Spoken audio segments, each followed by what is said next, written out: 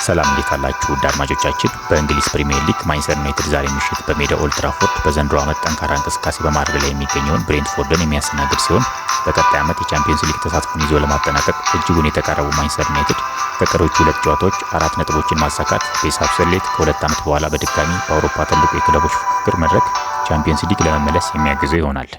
ማንቸስተር ዩናይትድ ከብሬንትፎርድ ጋር ባደረጋቸው ያለፉት 4 የኦልድ ትራፎርድ ጨዋታዎች ሁሉንም ማሸነፍ የቻሉ ሲሆን አምበሉ ብሩኖ ፈርናንዴዝ የምንጊዜውም ከፍተኛ የፕሪሚየር ሊግ አሲስት ለመስበር 3 አሲስቶች ብቻ ይቀሩታል። በብሬንትፎርድ በኩል በፕሪሚየር ሊጉ ካደረጓቸው ካለፉት 7 ጨዋታዎች አንድ ብቻ ማሸነፍ የቻሉ ሲሆን ጨዋታ የበለጠ በራስ መተማመን ለመቅረብ የሚያግዘው ይሆናል።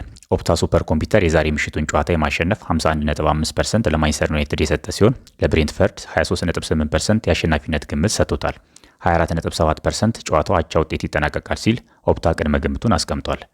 ማንቸስተር ዩናይትድ ባደረጋቸው ያለፉት 21 የፕሪሚየር ሊግ ጨዋታዎች ሁሉም ላይ ግብ ማስቆጠር የቻለ ሲሆን ይህም ከሰር አሌክስ ፈርጉሰን 2013 ቡድን በኋላ ለመጀመሪያ ጊዜ ነው።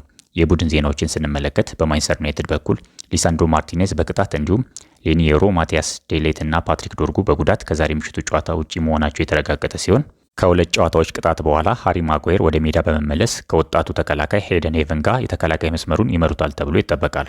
በብሬንትፎርድ በኩል ጆርዳን ሄንደርሰን፣ ቪታሊ ጃንሌት እንዲሁም ሪኮ ሄነሪ በጉዳት ምክንያት ከዛሬው ጨዋታ ውጪ የሆኑ ተጫዋቾች ናቸው።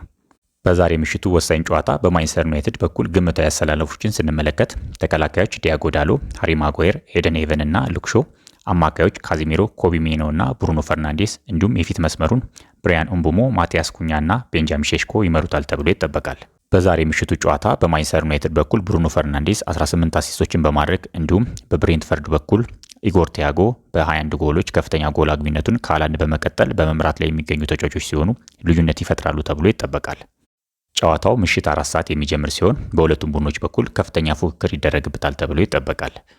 ውድ አድማጮቻችን አብራችሁን ስለነበራችሁ ከልብ እናመሰግናለን። ይህን የቢማክስ ስፖርት ዩቲዩብ ቻናላችንን ሰብስክራይብ፣ ላይክ እና ሼር በማድረግ ቤተሰብ እንድትሆኑ በአክብሮት እንጠይቃለን። መልካም ጊዜ እንዲሆኑላችሁ ተመኘን። ሰላም ሁኑ።